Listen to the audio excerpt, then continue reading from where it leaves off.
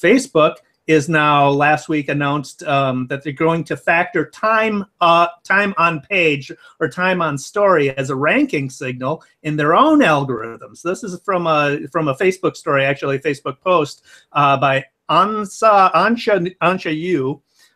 And so they figured just because someone didn't like, comment, or share a story in their newsfeed doesn't mean it wasn't meaningful to them or valuable to them. There are times when people see information about a serious news event but don't necessarily want to like or comment on it, right? I've done that plenty of times.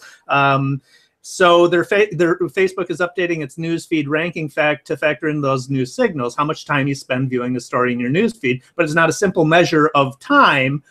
So some people might spend 10 seconds on a story because they really enjoy it. Other people might be spending 10 seconds on a story because they have an abysmally slow internet connection. So what they're doing is taking into a relative factor. If people spend significantly more time on a particular story than the majority of the other stories they look at in their newsfeed, then that's a good sign that content was relevant to them, and that's going to be another ranking factor. I don't know about that, because many times when I'm multitasking, I may leave my tab open on a story in Facebook or anywhere else. That doesn't mean that I was interacting with it in any way.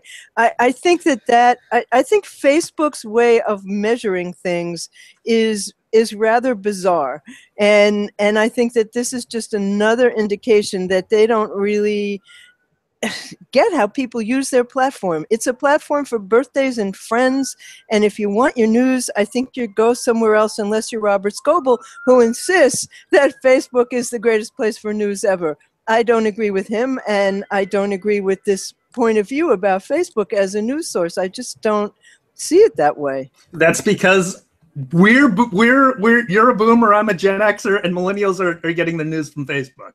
It's just, the stats say that over and over again. Hey, thanks for watching. If you like that, be sure to subscribe to the eStrategy YouTube channel to get more great marketing videos. And of course, you can get more great marketing content at trends.e-strategyblog.com for facts and stats on marketing, at e-strategyblog.com for my thoughts about marketing, and of course at eStrategy.tv for marketing videos.